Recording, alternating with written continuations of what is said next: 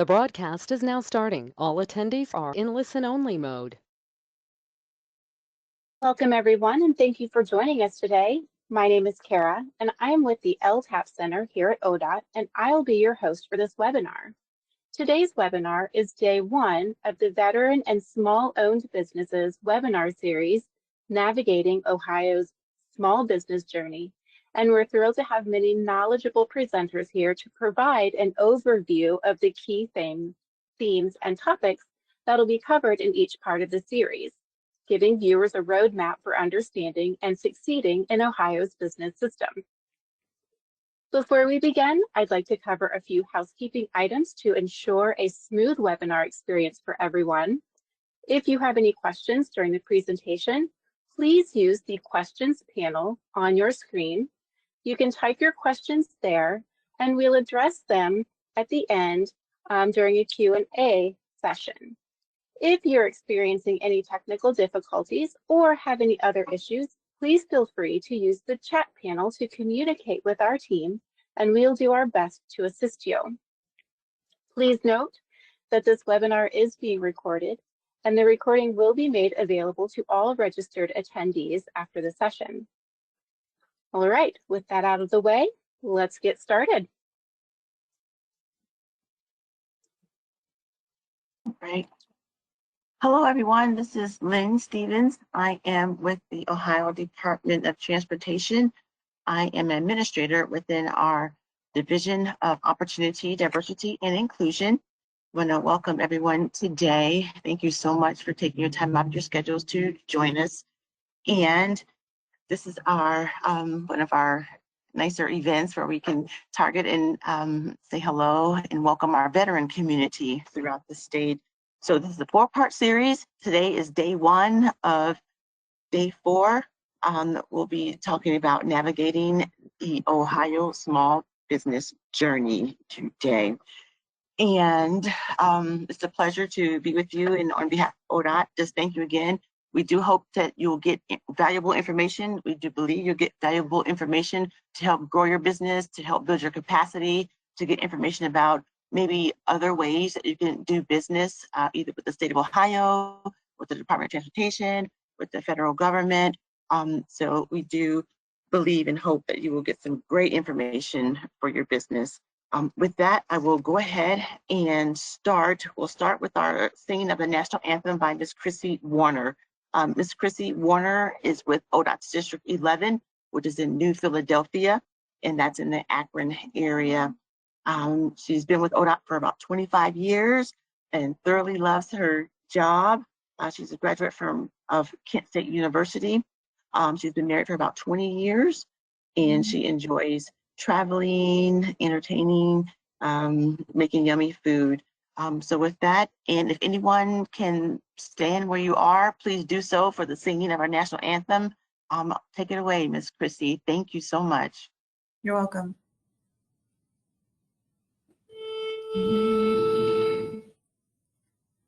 Oh, say, can you see by the dawn's early light what so proudly we hailed at the twilight's last gleaming, whose broad stripes and bright stars through the perilous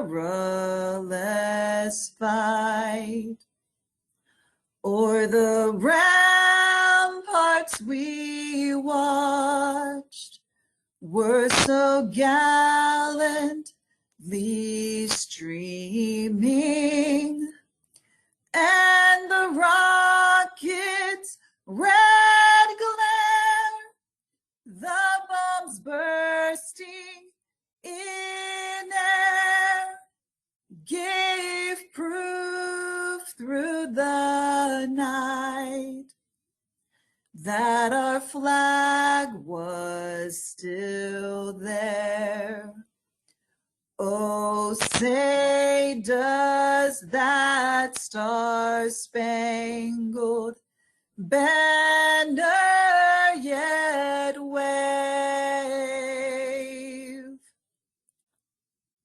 the land of the free and the home of the brave.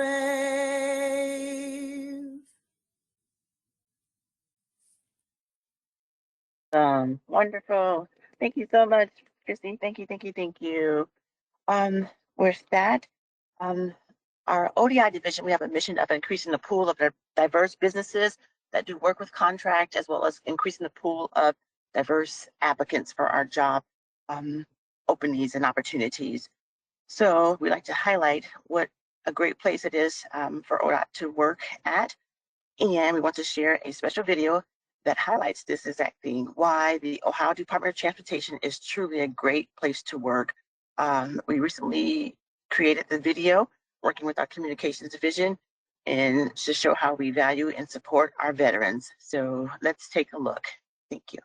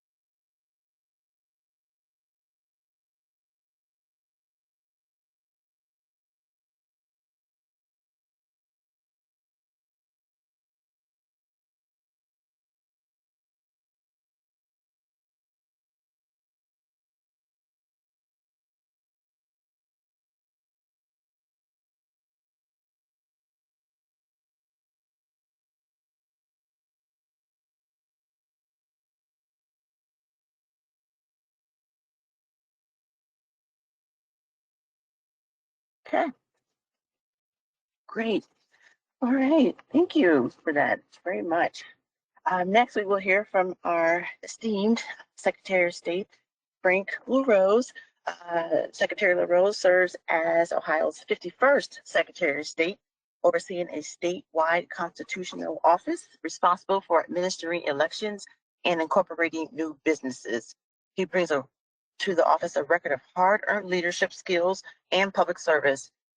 He developed as a Special Forces Green Beret in the U.S. Army Reservist. He's also a Bronze Star combat veteran, state senator, and Eagle Scout. As you may know, the Secretary of State's office serves as the Ohio's elections chief officer and works with all the 88 boards of elections across the state to ensure a secure, accurate, and accessible voting system for the state of Ohio. He also created the office's first full-time investigative unit to better enforce state election laws. He's led an effort to modernize the Ohio business filing process and as a result, his administration has helped to register more new businesses than at any other time in our state's history. He continues to serve as a member of our U.S. Army Special Forces Reserve and helps to support his fellow veterans as a member of the VFW and a board member of the Green Beret Foundation. Secretary LaRose graduated from the Ohio State University and lives in Central Ohio with his wife, Lauren, and 3 daughters. Thank you so much for joining us today, Secretary LaRose. The floor is yours. Thank you. Well, good afternoon, everybody. And fellow veterans, ODOT team, entrepreneurs, fellow Ohioans, really appreciate the opportunity to talk with you this afternoon. Wanted to talk about a couple of the things that that we're focused on right now, and really it's the things that we're focused on year-round. It's helping people vote and helping people start businesses, the two missions of this office. You'll hear words like mission from me quite a bit, which is natural because it ties back to my experience in the military. Like many of you, that was a formative experience for me. I enlisted when I was 18 years old after graduating from Copley High School up in Summit County. I left for basic training just a few weeks later and ended up doing basic at Fort Leonard Wood and was assigned with the 101st Airborne Division, where I was a heavy construction equipment engineer. So in some ways, I have some experiences that are similar to some of our team at ODOT, except for all their stuff is yellow and our stuff is painted green. But a lot of the same heavy equipment that I ran as an engineer with the 101st Airborne Division are some of the things that ODOT operates as well. Was looking for a new challenge after that and decided to try out for the Army Special Forces, became a Green Beret, got to travel around the world with my best friends, and still enjoy being able to do that a little bit on the weekends as a part-timer now. In fact, I just concluded a few weeks of reserve duty down at Fort Liberty, North Carolina, or what us old soldiers would call Fort Bragg, if you're more familiar with that terminology. I was down there at the Special Warfare Center and enjoyed a couple of weeks of being Sergeant First Class LaRose instead of Secretary of State LaRose. I'll be honest, I look forward to those days, and those are things that I enjoy. Listen, like many of you, my military experience formed who I am and formed my leadership style and really gave me a sense of focus that is very much relevant still today. A lot of the things that I've taught my team here at the Secretary of State's office are things that we learned in the military. Something as simple as conducting an AAR after everything that we do. Those of you that served in the military, you know, whether it's planning the summer family picnic for the unit or whether it's a major combat operation, when you're done, you conduct an AAR, and it's that constant improvement that comes from that helps you stay at the top of your game. Well, we've instituted those same kind of practices here at the Secretary of State's office and across our 88 county boards of elections. You know, I've learned that the smart senior NCOs and senior officers spend a lot of time listening to the soldiers to hear what's really going on the front lines where the action happens. And so I've instituted the same type of practice, traveling to all 88 of our county boards of elections, which, to continue the metaphor, that's the front lines of democracy. Those are the men and women that actually run our elections, and we learn a lot by working with them on a daily basis. And that's something that, you know, that we really care about as well. Here you go. And I think my webcam wasn't on. It is now. But I also want to talk about an experience that I had when I was serving in Iraq, where I got to see people vote for the first time. Many of you may have been there in that 2005, 2006 timeframe when they were really conducting their first free and fair elections, and really how much that meant to the Iraqi people. I saw men and women hold that purple finger up in the air, and I think a lot of you recognize what that purple finger was. Well, it was a way to keep people from voting twice. You dipped your finger in ink and they know you'd already cast a ballot, but it also became sort of like their I voted sticker. They were so proud to hold that purple finger in the air. It was a sign that they had participated in the elections. A lot of people back here in the U.S., though, didn't realize what an act of courage that was as well. Where I was in Wasit province, about 100 kilometers south of Baghdad, these Iraqi men and women were being lied to by the terrorists, the bad guys that we were fighting. They told them that it was un-Islamic to vote. Of course, nothing true about that. It's an ugly lie.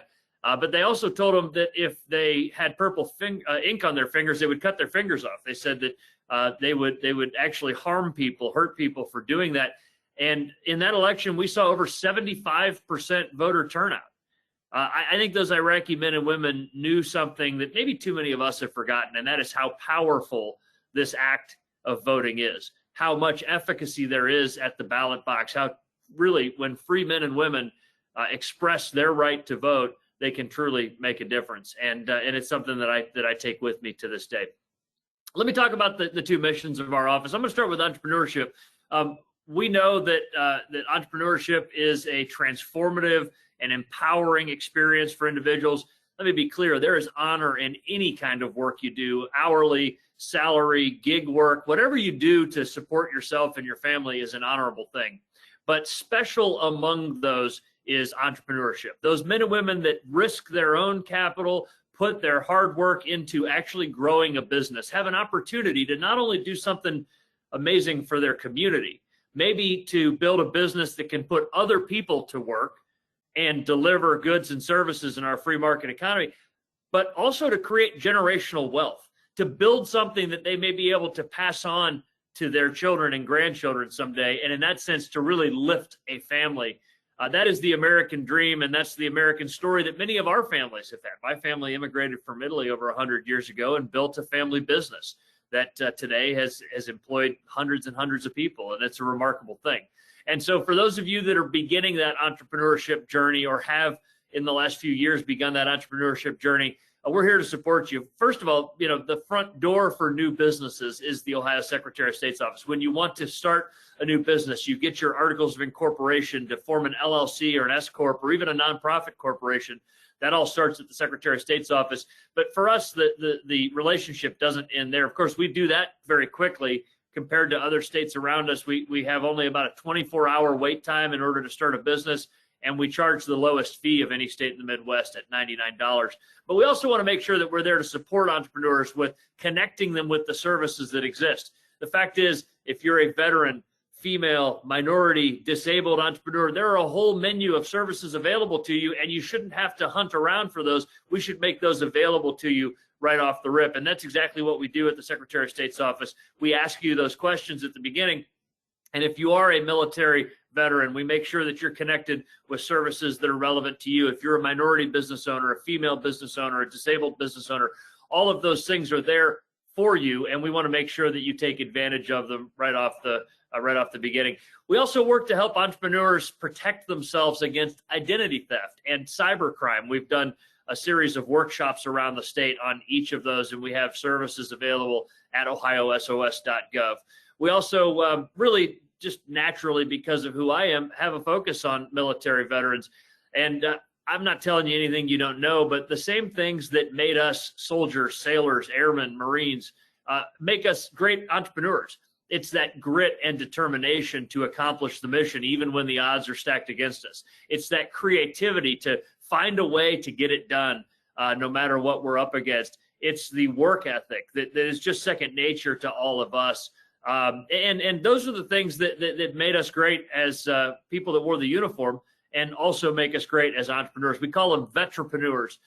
We believe that there are over 10,000 veteran-owned businesses in the state of Ohio and growing all the time, and we want to be there as a help to them. We actually have a full-time military and veterans liaison in our office that focuses, yes, on election issues, and I'm going to get to that in a second, but also on veteran entrepreneurs.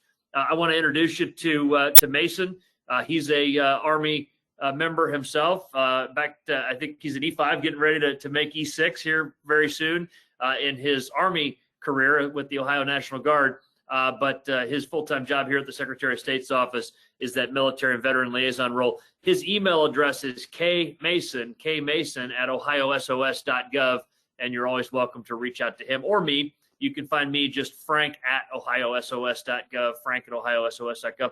Let's talk about elections. Election day is less than 60 days away. And of course, we get excited for every election, those odd numbered years, local elections. But this year, of course, being a presidential election is naturally on everybody's radar. And there's a lot of excitement out there, not only about the presidential race, but U.S. Senate race, Ohio Supreme Court. There's a constitutional amendment on the ballot, state rep, state Senate, Congress. I mean, all kinds of important local offices in many counties. You got county sheriff's races and all kinds of things that are good reasons for us to be excited. So a couple calls to action for my fellow veterans. First of all, I hope you're already registered to vote, and that's the bare minimum in sort of being an active citizen is being registered to vote. But if you're not, please make sure to visit voteohio.gov and get registered to vote. You got to do it before October 7th. That's the deadline. According to the Ohio Constitution, that window closes on, well, midnight on October 7th. Don't be a procrastinator. Get it done today. Probably takes 2 or 3 minutes at voteohio.gov. You've got to have a state ID or a driver's license to use the online system. If you don't have a state ID or a driver's license, well, you can take advantage of the paper-based system. You just print off a voter registration form from our website or visit any BMV, library, a lot of human services agencies like county JFSs and that kind of thing. I'm sure your county VSC could help you out if you have any questions as well. So get registered to vote. You also need to think about others in your network, in your circle of friends that aren't registered. Maybe they moved to Ohio recently. Maybe you've got your own kid or grandkid that just turned 18 this year. Remind them to get registered to vote. It's crucial, and they won't regret it. It's an important thing to be part of the process. We make it easy to vote and hard to cheat in Ohio. Yes, we fight fraud. We take dead people off the rolls. We make sure that only citizens are registered to vote in Ohio, and when people do, on rare occasions, get caught breaking the law, we refer them for prosecution to make sure that they face justice. So it is hard to cheat, but it's also easy to vote. 4 weeks of early voting, online voter registration. Anybody that wants to can vote absentee or early at the Board of Elections or on Election Day. So we find that balance in Ohio between making it both easy to vote and hard to cheat, and we're proud of that. I'll talk about one other thing. We have a need every year for about 30,000 Election Day poll workers. Now, for those of you that are still thinking in the military mindset, 30,000, think about that. That's almost like 2 infantry divisions worth of poll workers that it takes to run Election Day in Ohio. Across nearly 4,000 polling locations, 30,000 Ohioans are the people that check your ID, that show you where the voting machine is, that answer questions that you might have, give you your I voted sticker. These are the men and women that truly run elections, and we need more of them. Again, half Republicans, half Democrats, all patriots that do this work. And I'm putting out a special call to my fellow veterans. You may remember when you took that oath, whether it was a few years ago or a few decades ago, that when you raised your right hand, you made a lifelong promise to preserve and protect the Constitution, to defend it against all enemies, foreign and domestic. There was no expiration date on that. It doesn't end when you hang up the uniform. You are obligated for the rest of your life to continue keeping that oath in ways great and small that you can find. And one way to continue keeping that oath, to continue preserving and protecting the Constitution, is by signing up to be an election official. We've had thousands of Ohio veterans that have signed up to do that. They have been great poll workers. The Board of Elections will train you. You will be well equipped, well trained. You get paid for it, not a ton of money, but it's a little beer money, $150, $200 that you get paid to be a poll worker. And I think you'll find it a rewarding experience. When you come home on election night, you kick your feet up at 8:30 that night, and you watch those results scroll across the bottom of the screen, you will know that you were part of the group that delivered another free and fair election that Ohioans could trust. And that's something that I think that you'll be proud of. And so we call that answering a second call to duty, recruiting veteran poll workers. A quick story, and this just goes to show you the grit and determination of our veterans. We had a veteran in Allen County, Auglaize County. In Auglaize County, a Vietnam veteran that signed up to be a poll worker a couple years ago. Because of visual impairment, he was not able to drive anymore. And so when he showed up at his polling location at 6:15 on election day, his fellow poll workers noticed that he was a little sweaty, and they said, "Hey, are you okay?" And he said, "Oh yeah, I walked here." They said, "How far did you walk?" "Oh, my house is only 3 miles away." So this Vietnam veteran with not great eyesight, who couldn't drive a car, he was so dedicated to being a poll worker that he walked 3 miles in the pre-dawn darkness of November in order to be at his polling location on time to open it up at 06:30 hours that morning. Of course, they arranged a ride home for him at the end of voting day, but that goes to show you the dedication that we bring to the game as veterans. And I hope that you'll consider going to voteohio.gov and signing up to be a poll worker. Again, regardless of which method you choose, whether it's early voting, absentee voting, or in-person election day voting, they're all secure, they're all convenient, So please, please make sure that your voice is heard. And if you have any questions, again, check out voteohio.gov. Give me a follow on all the different social media platforms. It's just at Frank LaRose, Facebook, Instagram, LinkedIn, on and on. And we're going to make sure that Ohioans are empowered with accurate information in a time where there's a lot of false information out there. We're going to make sure that you're empowered with accurate information about how to be a voter and how you can know and be confident that Ohio's elections are trustworthy and honest. Again, it's an honor to be with you as a fellow veteran, as the Ohio Secretary of State. Thanks for all that you do, and God bless each and every one of you. Thank you, Secretary LaRose. Appreciate your time. Great information. Thank you. Thank you. Have a great day. Thank you. Next, I believe we have Brigadier General Matthew S. Woodruff as our upcoming speaker. Brigadier General Woodruff began his military career in May of 1990 when he enlisted as a medical specialist in the U.S. Army Reserves. He received his commission as an infantry officer from Bowling Green State University in 1996. His current assignment is Assistant Adjutant General of the Ohio Army National Guard. He recently served as Chief of Staff of the Ohio Army National Guard, and prior to that, as Commander of the 37th Infantry Brigade, Combat Team, Deputy Chief of Staff for Personnel, G1, Director of Joint Plans, J5, and the Deputy J3, Joint Forces Headquarters in Ohio. He's had many assignments over the course of his military career. Let's see, he was also a part of the initial Joint Task Force Commander for Ohio's response to the COVID-19 pandemic, and also served as dual status commander for hospital response missions to COVID-19. Brigadier General Woodruff holds a bachelor's degree of science in elementary education from Bowling Green State University, a Master of Science in Logistics Management from the Air Force Institute of Technology, and a Master of Strategic Studies from the U.S. Army War College. Brigadier General Woodruff is married to Lindsay of Lima. She's a critical care nurse and intelligence officer in the Ohio National Guard.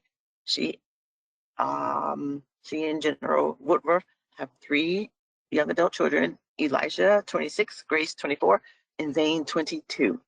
With that, we'll take it away or turn it over to you, Brigadier General Woodruff. Thank you for your time today. Thank you. Hey, thank you so much. So welcome everybody that's on. Obviously a long bio. I would just tell you that I've known I wanted to be in the military since I was probably in middle school, and have been able to live out my dream for the last 34 years. And I've spent time in all 3 components of the Army, whether that was in the U.S. Army Reserves as a young enlisted soldier, on active duty as a commissioned officer for 13 years, and then I've been in the National Guard for about 15 years at this point. So when people say my title of the Assistant Adjutant General for Army, I am the Deputy to General Harris, who's the Adjutant General, one of Governor DeWine's cabinet members. And the easier way to remember is I command the Ohio Army National Guard, and then I have a counterpart that's Brigadier General Johnson, who commands the Air National Guard for Ohio. And I want to talk to you guys briefly, about the value of veteran-owned businesses, small businesses in general, and how veterans can add to your organization through either those types of contracts that you might do with those small businesses, or whether that's just through employees that are also veterans, because I do think they bring a lot to bear. So the Ohio National Guard has been very active in the small business community. In 2023, we spent about $47 million on small business contracts. That was about 90% of all of our contracts that we did during that year to small businesses.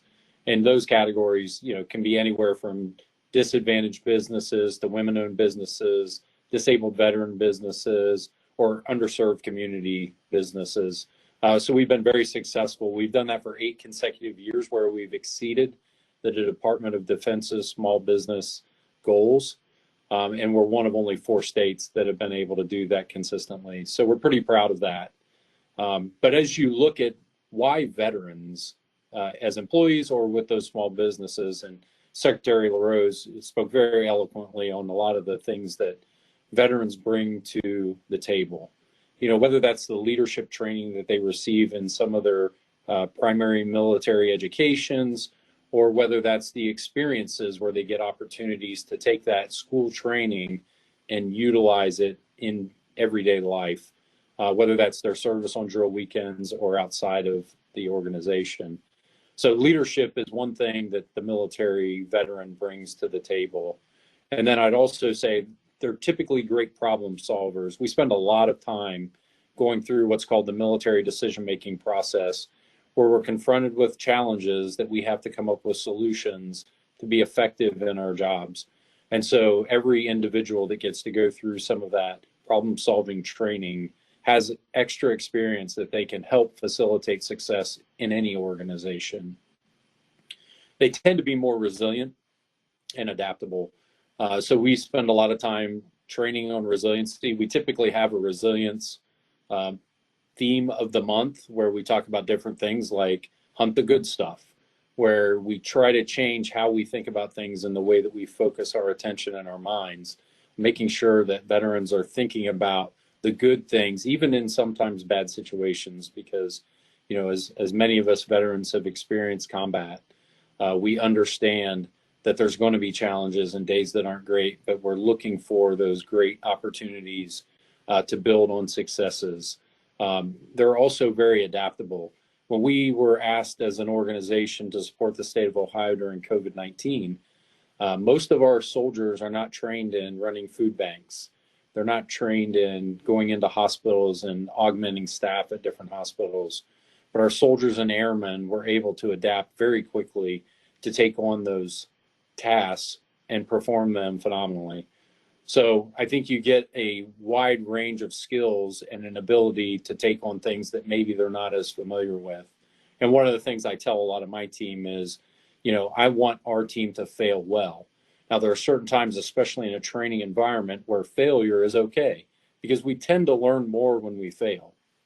So if we encourage our teams to take initiative, to do great things, and to try new things, and it sometimes fail, that's where we learn, grow, and get better.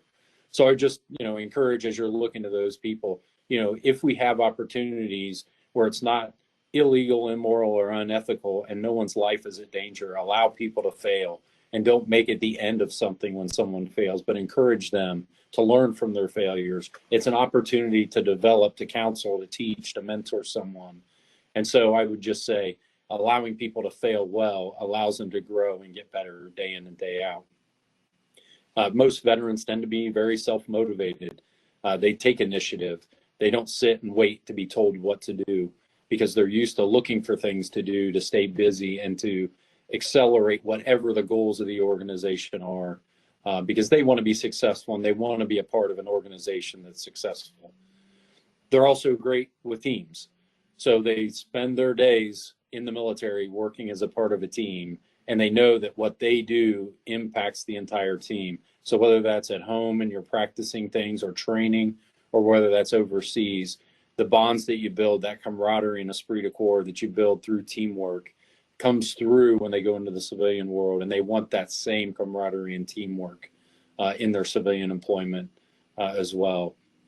And then the last thing I would kind of say along the veterans is they're typically quick learners, just like when I talked about the COVID-19. It didn't take us long when we went into food banks at the onset of COVID-19 to understand how to do those warehouse operations. And these weren't a bunch of logisticians that are familiar with supply activities and things like that. These were infantrymen and engineers and different kinds of people like that that came to these food banks, organized them, and in all honesty, pushed the boundaries of what a food bank can handle. And at one point in there, we had months of stocks built for them that they would not have had we not been there. And I can tell you the experiences some of those soldiers had in different settings, but the food bank in particular, we had several of our soldiers, airmen, and military reserve that were hired into full-time positions at many of those food banks. So I think there's some great opportunities when you look at what a veteran brings to the team, and how do we take those talents and spread those across the team. And Secretary LaRose talked about the after action reviews and reports that are done at the end of an exercise or at the end of an activity. I do think those are extremely valuable, where you talk about the strengths and weaknesses.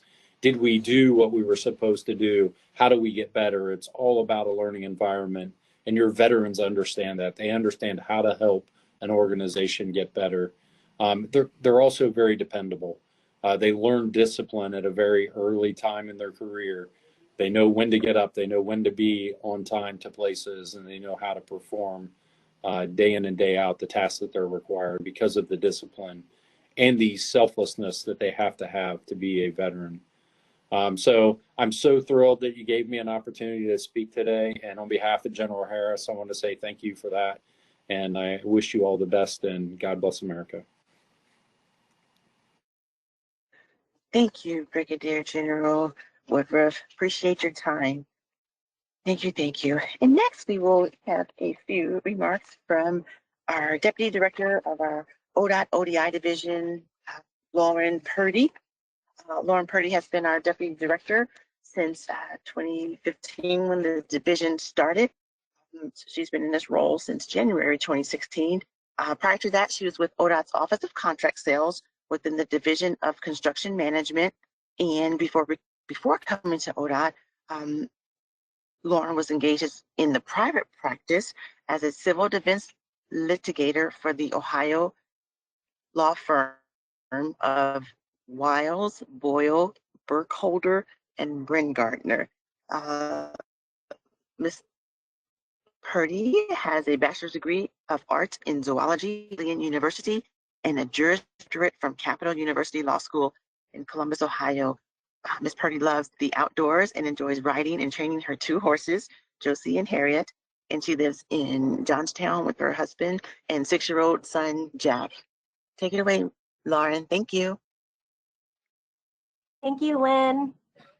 Hello, everybody, and welcome today. My remarks are going to be very brief because we've got, I think, a lot of great speakers and some good information for everybody here today. But as Lynn said, I'm the Deputy Director for the Division of Opportunity, Diversity, and Inclusion at ODOT.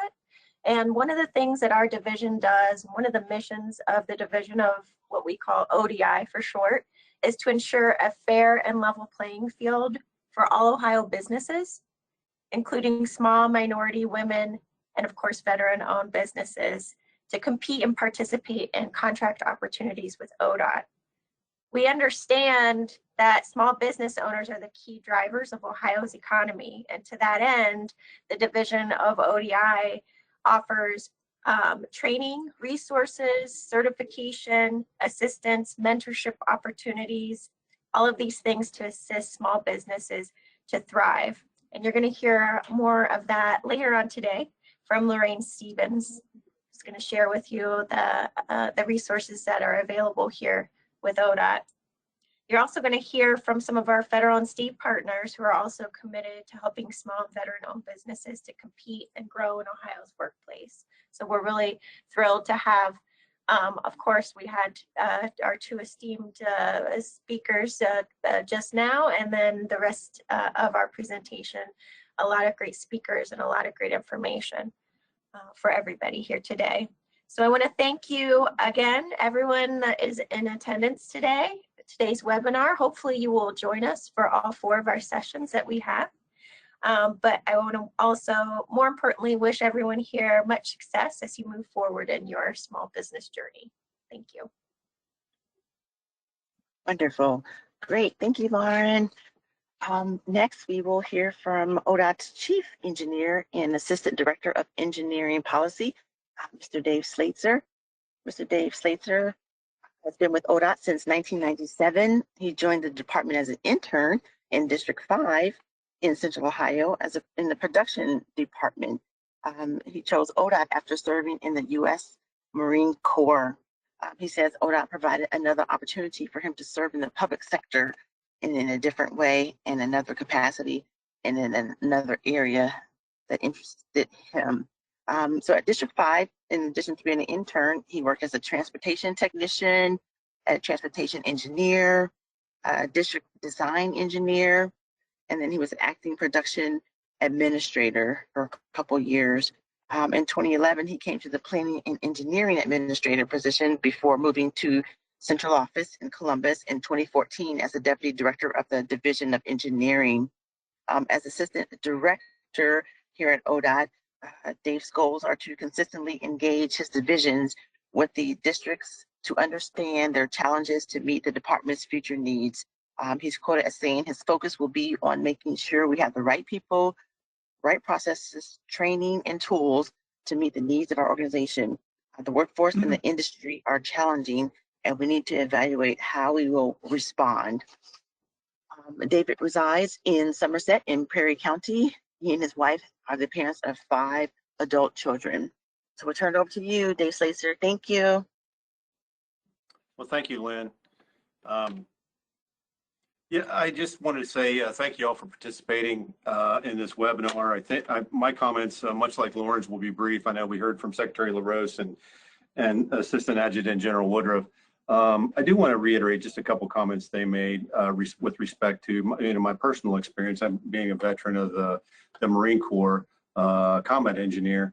My experience in the military did form a lot of who I am, and much to the Assistant Adjutant General's comments, I think there's a lot of benefit from seeking out and employing veterans. Again, that discipline that you learned very early on, beginning in the first days of boot camp, if you didn't have it coming in, you surely had it when you left, goes a long way towards employees being successful. And if employees are successful, then ultimately businesses are successful.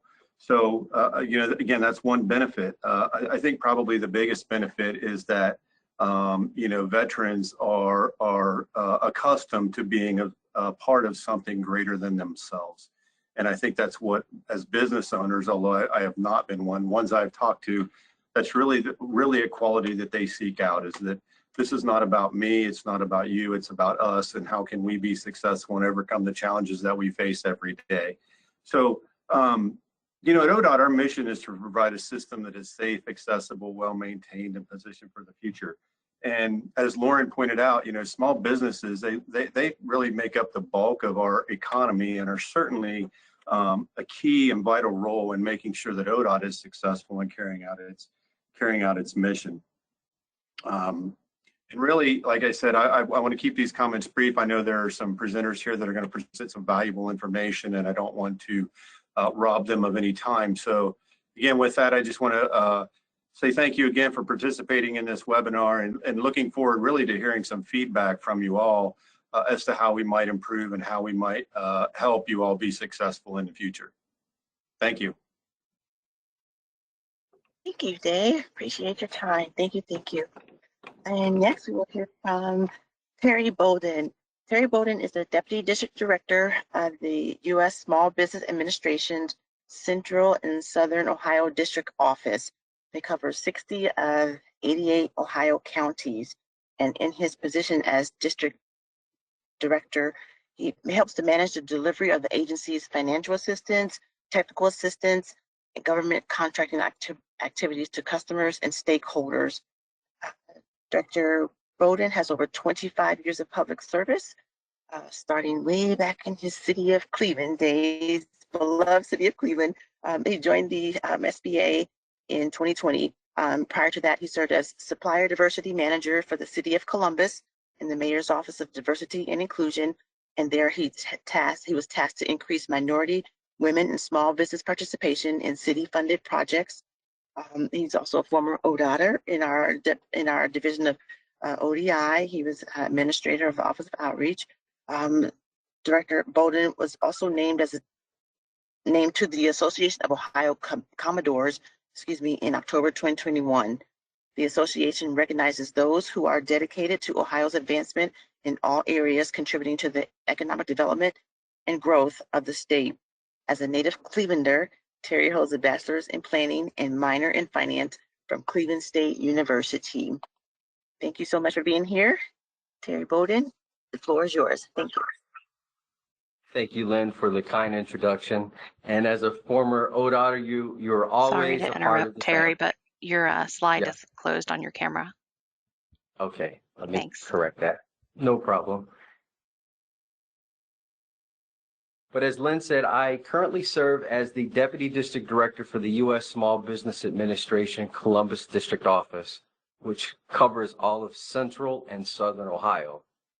And to begin, first, I would like to thank all of our sponsors for this amazing event.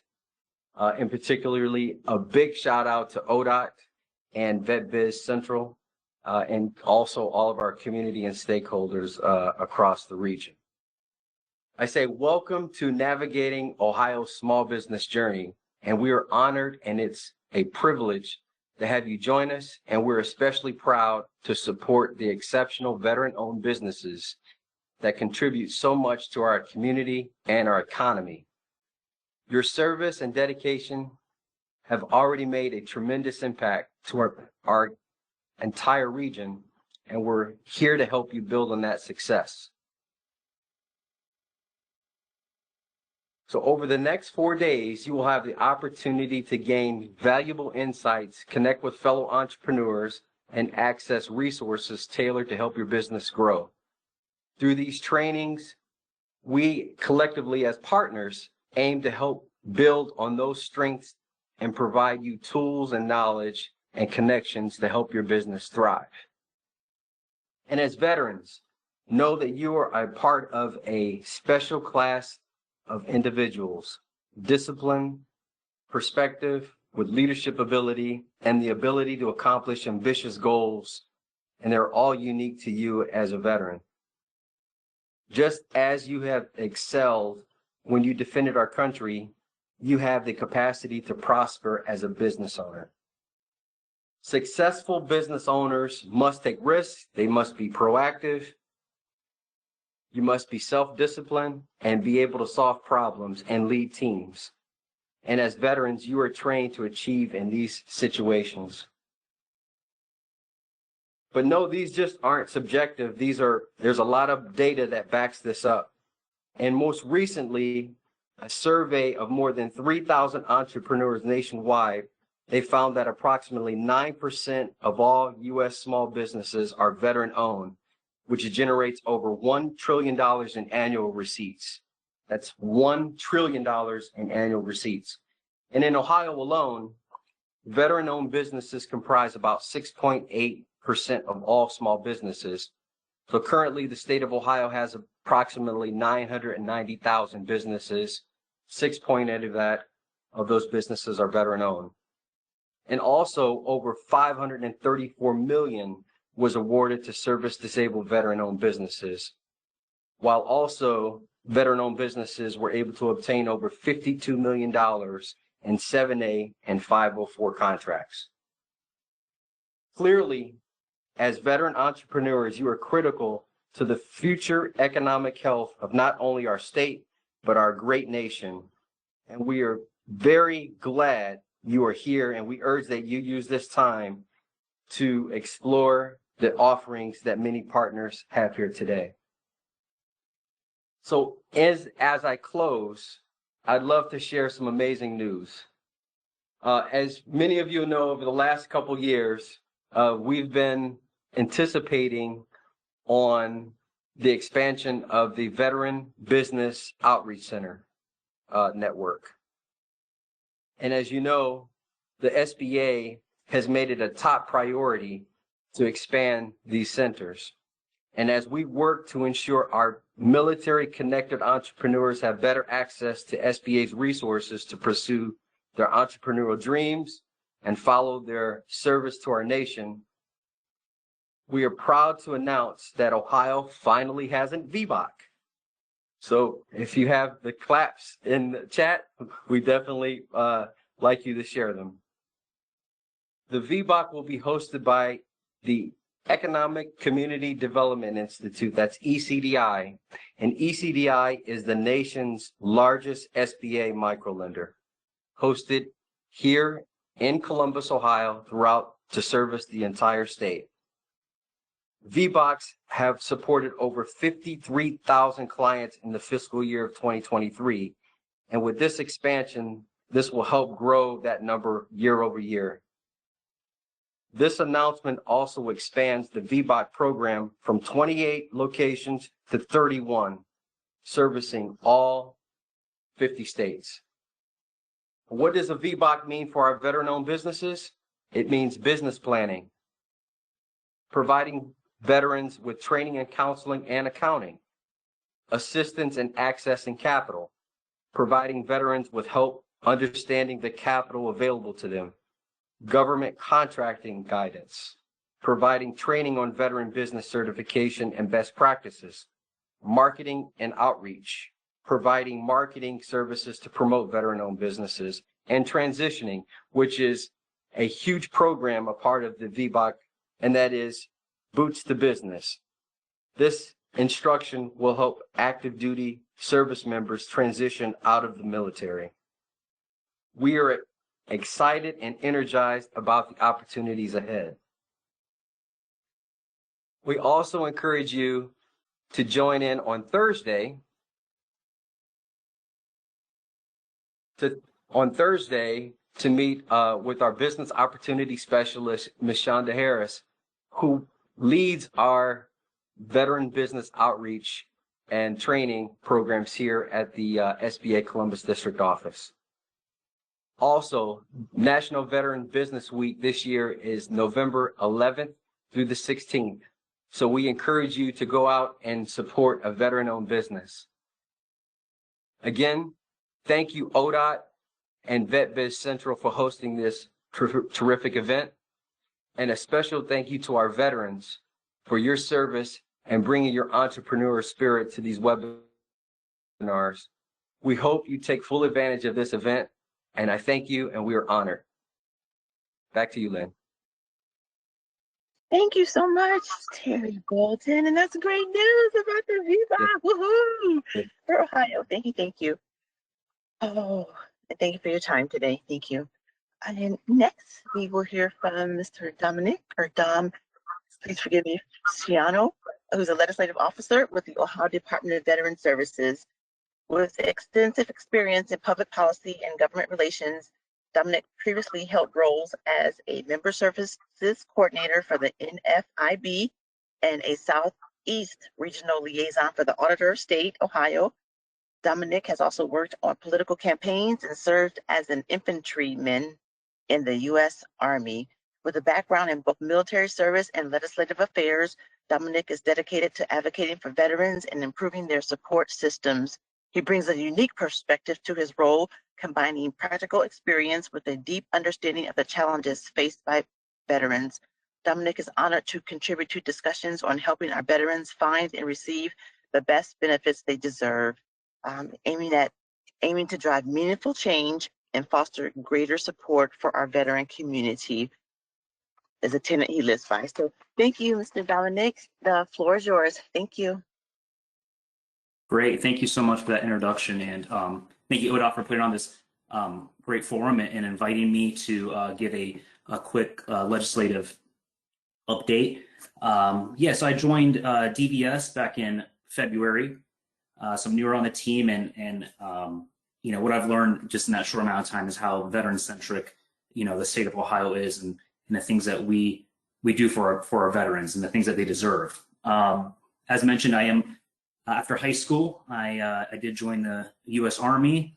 Always knew I wanted to do the infantry, and I did that, and I learned a lot of great skills, discipline, confidence, and I did one honorable term and wanted to always pursue higher education, and because of the military, it helped me be the first person in my immediate family to get a degree, and I went to the Ohio State University. And from there, I got a degree in political science, and always wanted to work in government in some way, and I've been doing that since. So, so a few updates from a legislative update. So there wasn't a ton of vet-centered legislation that did move, but it doesn't mean there hasn't been some really important bills that have gone through. First and foremost, many of you are already know, House Bill 2 was passed, and that was the largest capital budget in history, $4.2 billion. With that, so it was 3.5 billion in new capital appropriations and about 700 million in one-time funding. And with that, that 700 million one-time funding, roughly about 15 million of that actually went to 36 different veteran-related projects. All those projects, they include roof repairs for organizations such as the VFW, memorials, and memorial parks, and so much more. So really excited to see that stuff helping our veterans. Another bill that passed recently was Senate Bill 225. That was Senator Rogner's bill, and that was to amend revised code, and that designated September 22nd as Veteran Suicide Awareness Prevention Day. And so under current law, the first Saturday of May is designated as Veteran Suicide Awareness Day. But this bill amends that law to designate September 22nd. And this builds upon work that was done in 2019, which enacted a section of the Ohio Revised Code for the first Saturday of May as Veteran Suicide Awareness Day. Some other important bills that are just currently in committee and probably be getting passed here soon would be such as another Senate bill from actually Senator Rogner, and that is going to amend Ohio Code to recognize Space Force as an armed service. Also, things that are popping up are a lot of tax exemption and for our disabled veterans and their spouses, so that their spouses, if you're 100% disabled, that the spouse would also get that tax exemption. As always, too, there were dozens of memorial highways, bridges that were for our veterans. So you'll probably see a lot of those popping up around the state here soon. And if I'm not mistaken, I believe ODOT would put those up. With that, too, I want to talk about some really interesting things DVS is doing. So maybe all of you don't know, but DVS, we're in charge of 2 veteran nursing homes, one in Sandusky and one in Georgetown. And recently we were awarded some funds from the General Assembly and from the VA, and we're going to be doing a huge modernization project. And we actually just hired a project manager, construction manager for the Sandusky renovation recently, and hoping to break ground, if not this year, hopefully early next year. And we're going to be building new wings and making sure that our veterans all have single occupancy rooms. So really excited about that. Also, too, if everyone doesn't know, all 88 counties in Ohio has a county veteran service office. So if someone in here or a family member or friend, someone in your community needs to reach out to a veteran specialist, right there in your county, you have, Hocking County, Franklin County, you have people in your community, and those are the people we actually train them. And I would say that's your first stop to helping you with claims, working with the VA and other things like that. So a lot of great resources out there. Of course, too, Department of Veteran Services, our website is awesome, full of great information you can look on there to see all the benefits and things that we have for our state of Ohio veterans.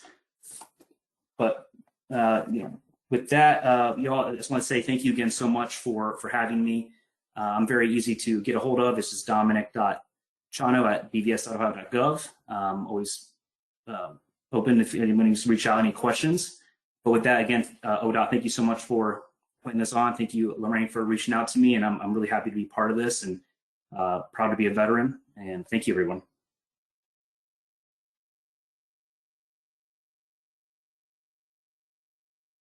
Sorry. Thank you as well. Thank you so much for your time. We appreciate it. And next, we will turn the podium over to Lorraine Stevens and Abram Andrews. Thank you, Lorraine and Abram. Take it away.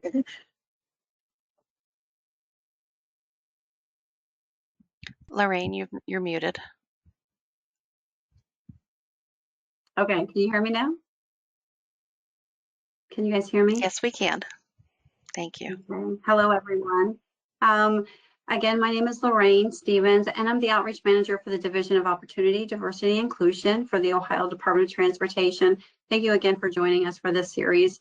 In my role, I assist minority, women, veteran, and small-owned businesses throughout the Ohio by providing educational webinars, networking opportunities, and I'm also a retired Army Sergeant First Class.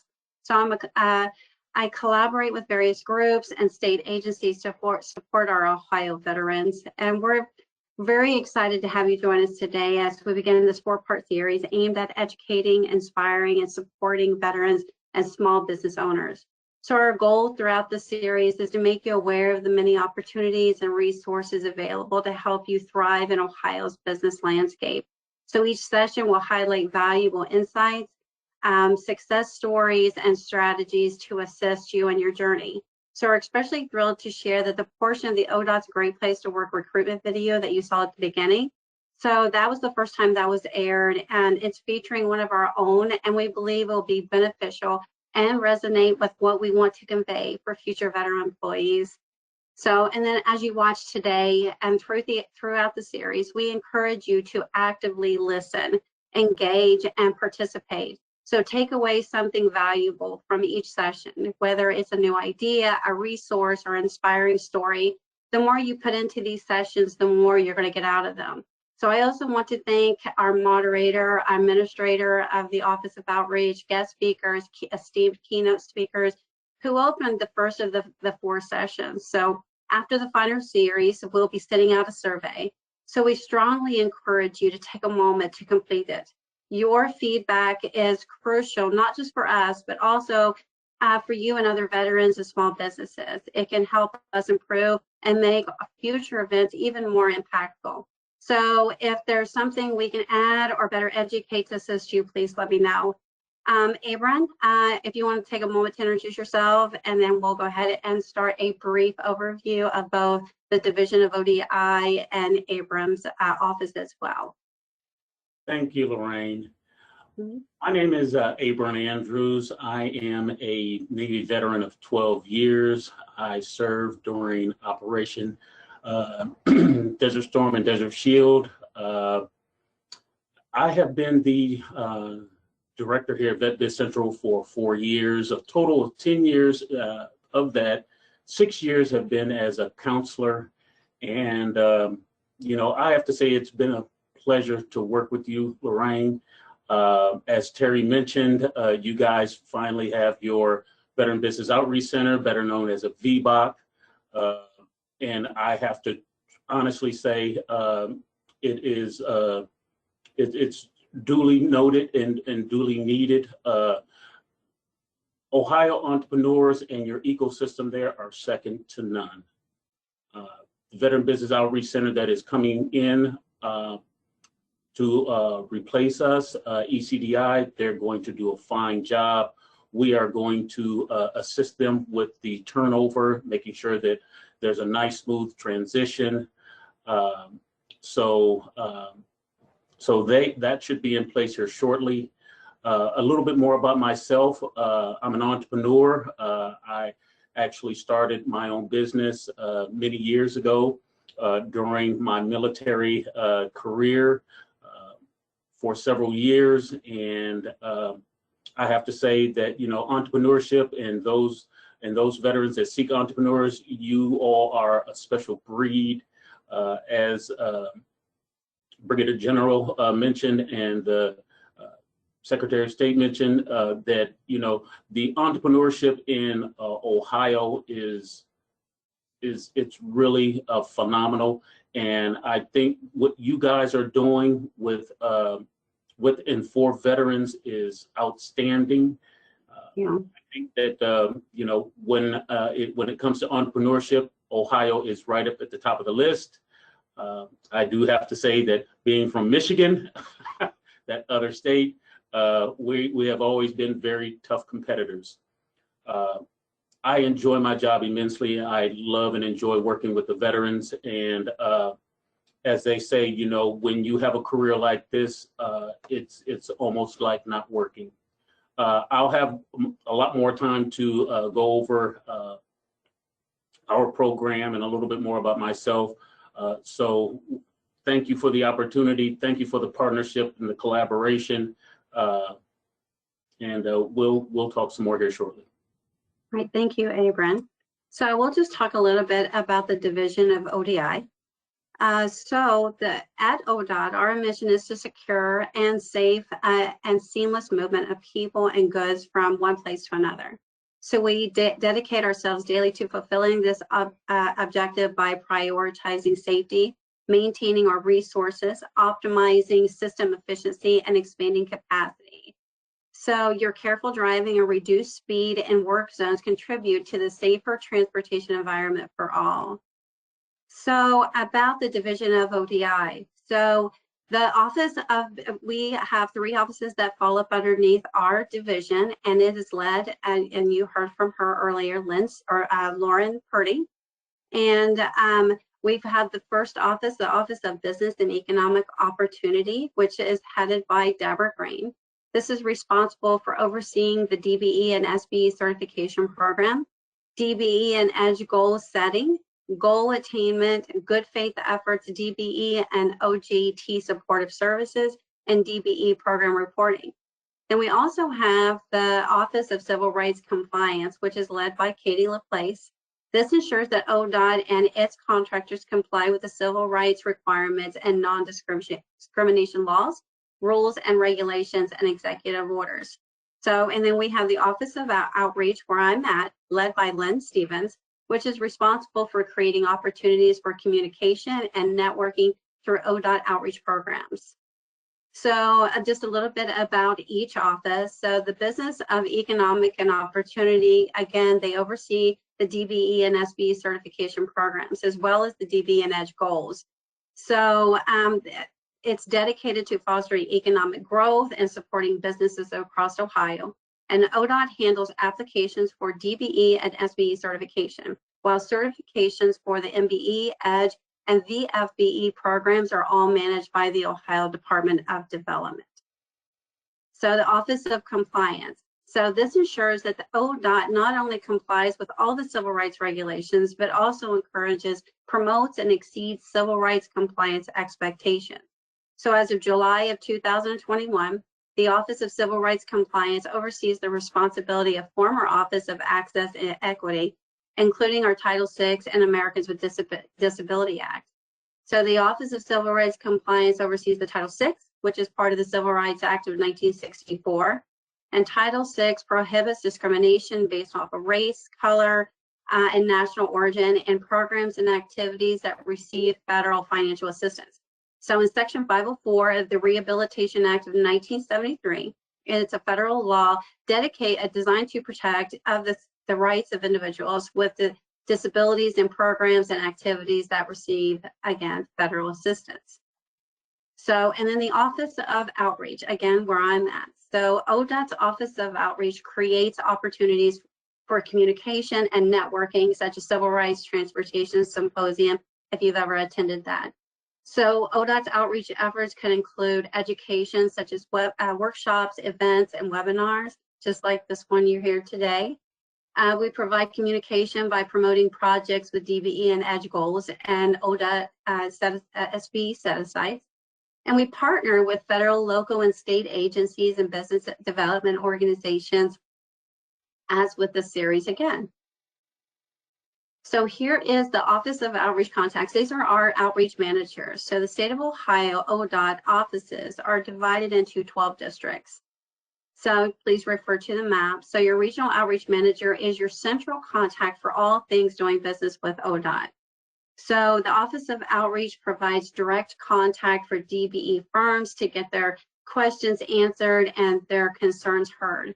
They act as a liaison between local businesses, development organizations, and with ODOT. We can meet one-on-one with businesses.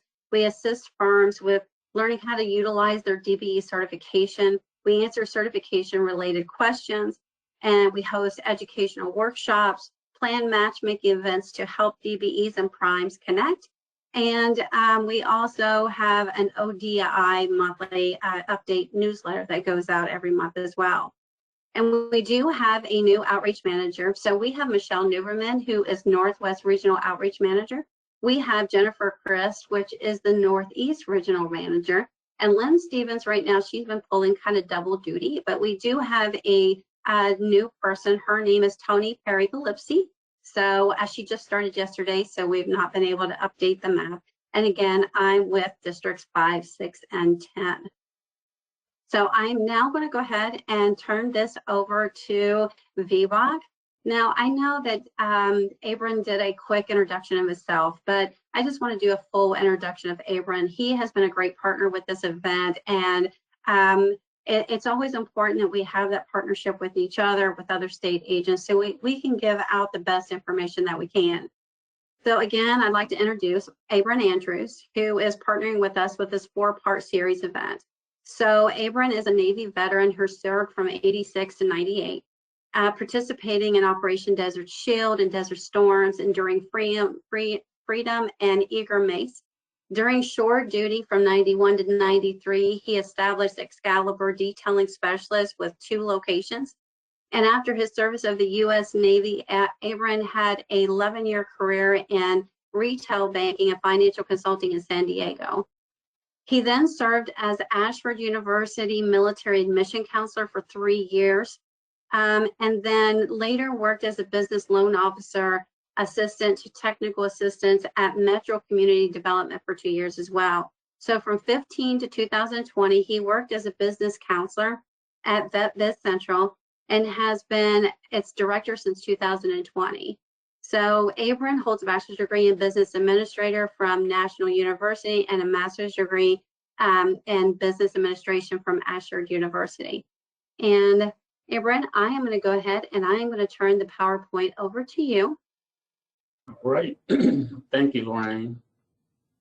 I think I got it. Yep. All right. Thank you so much. Mm-hmm. All right. Oh, just switched again.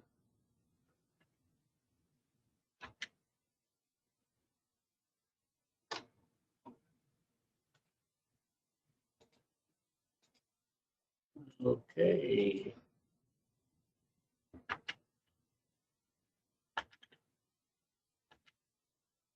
All right. Finally got it.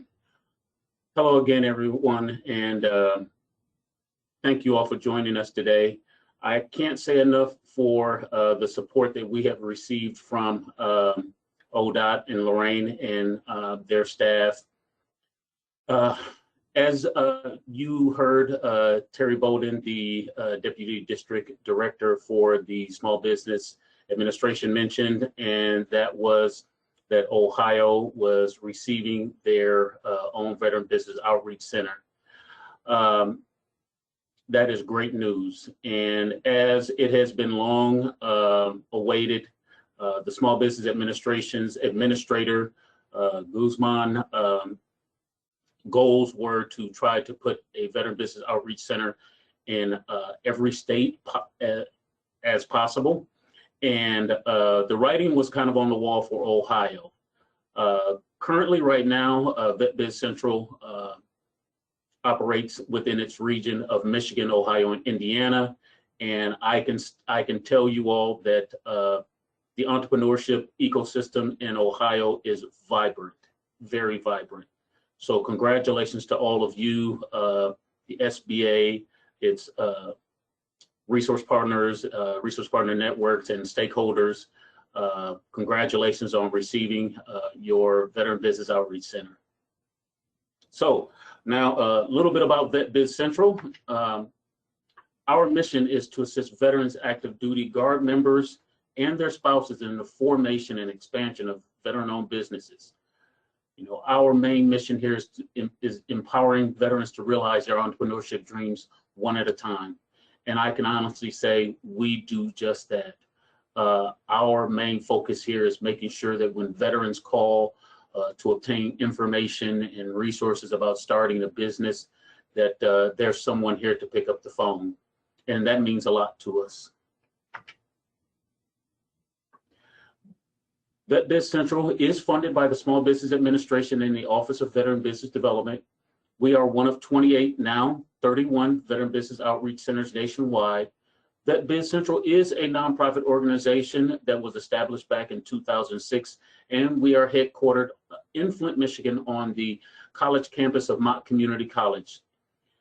We serve over 2 million veterans within the 3 states of Michigan, Ohio, and Indiana. And guess what? Ohio leads that with a population of well over 750,000 veterans. So kudos to you guys.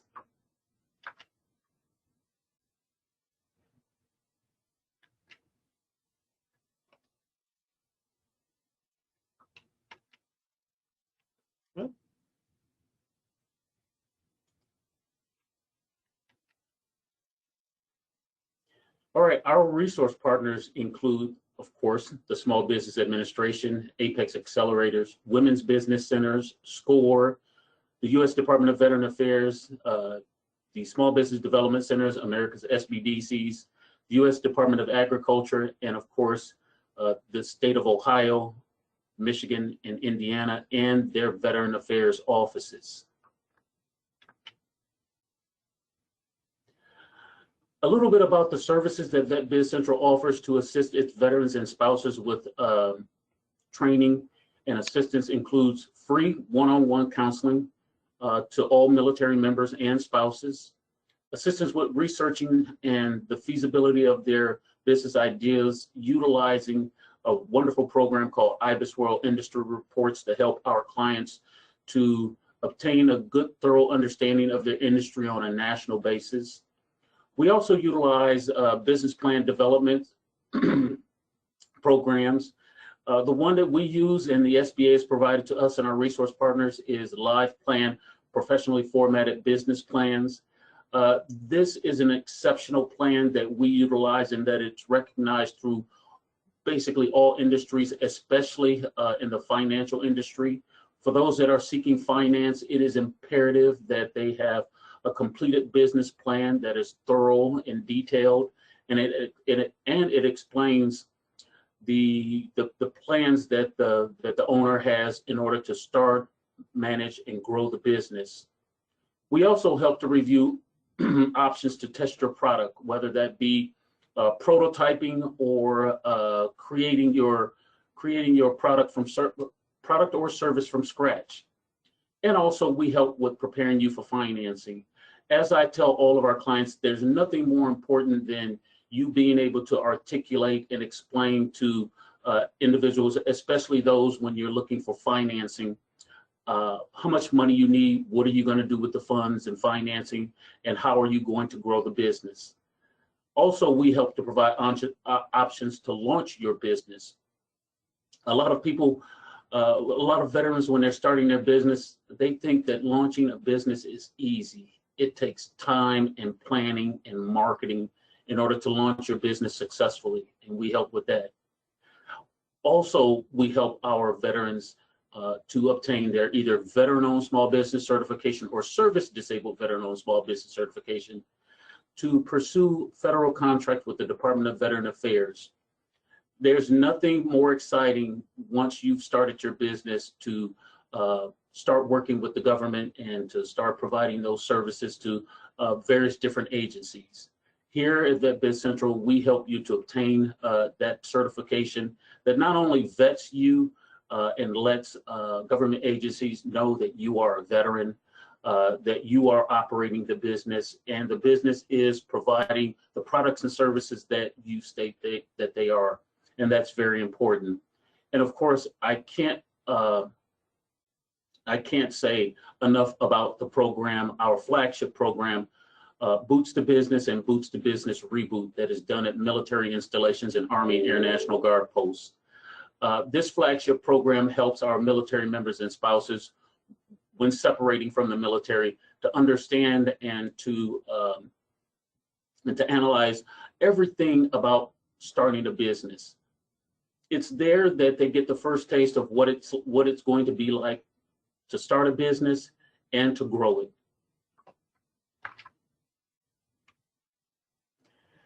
Now, for any additional information, please feel free to reach out to myself, Abram Andrews. I am the executive director here at VetBiz Central. You can reach me at abram@vetbizcentral.org, or you can go to our website, which is located at www.vetbizcentral.org. And please feel free to also call if you'd like to speak to me directly. I'm here to answer all of your questions. Thank you. And once again, I appreciate the opportunity to have joined and worked with Lorraine in bringing you all of this great content. Thank you, Abram. I really appreciate it. So now what I'd like to do is talk a little bit about what's next. So this is a series. So we're looking forward to another exciting, informative segment.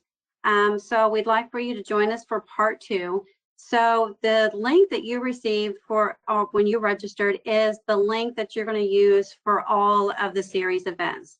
So in part 2, so this session will shine a spotlight on Ohio veterans initiatives and how veteran-owned businesses can succeed. So we'll highlight support programs, resources, and success stories to inspire and guide veteran entrepreneurs. We'll hear inspiring success stories from veteran-owned businesses and provide valuable suggestions and ideas to help aspiring entrepreneurs create successful ventures. So on Thursday, we'll hear about a success story. So we'll have a panel discussion about a for-profit, a nonprofit, and a veteran working their way up using the skills that they've learned during their military session. This will all be opened up by Major General Deborah Ashenhurst, who is going to be our keynote at the beginning of the presentation. We'll also hear from U.S. Small Business Administration, talking a little bit about leveraging certification, and that'll be brought to us by Shonda Harris, that is our Business Opportunity Specialist 8A.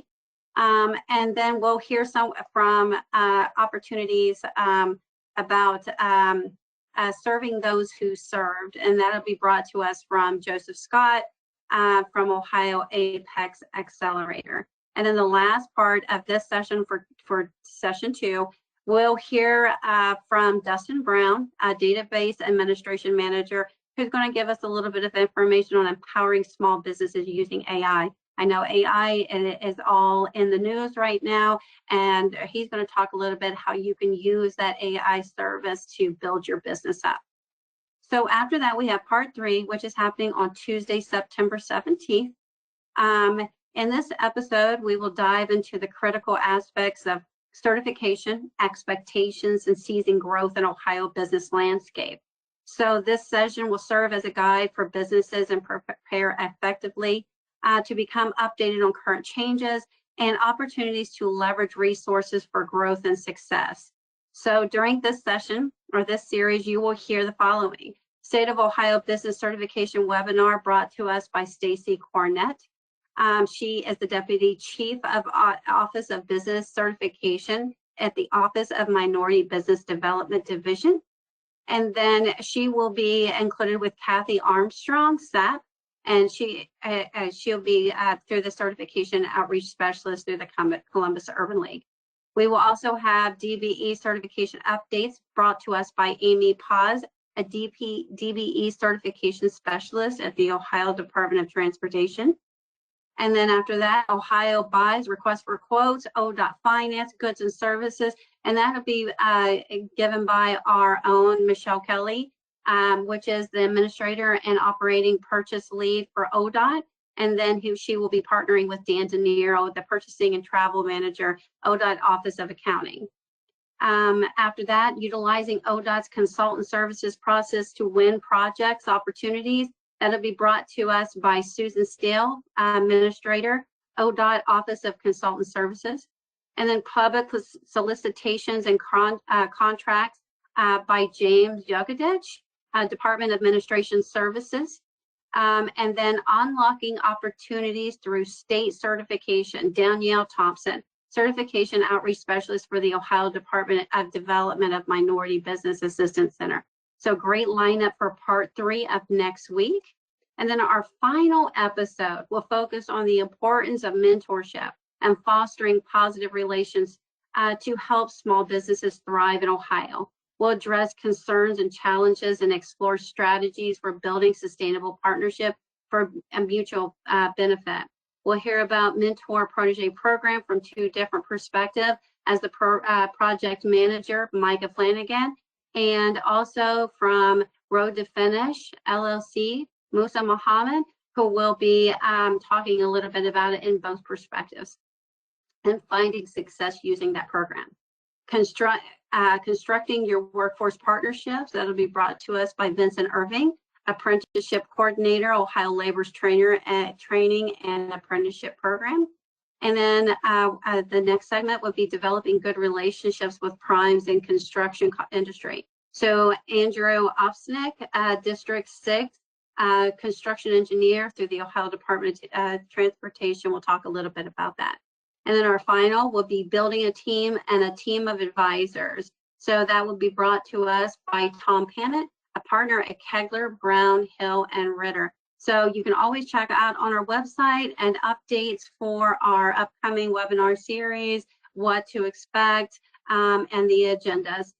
Again, thank you so much for joining us for this presentation. I look forward to seeing you all on Thursday at 1:30. Again, please use your link that you used to join today and use that to join us on Thursday. And again, we look forward and thank you so much.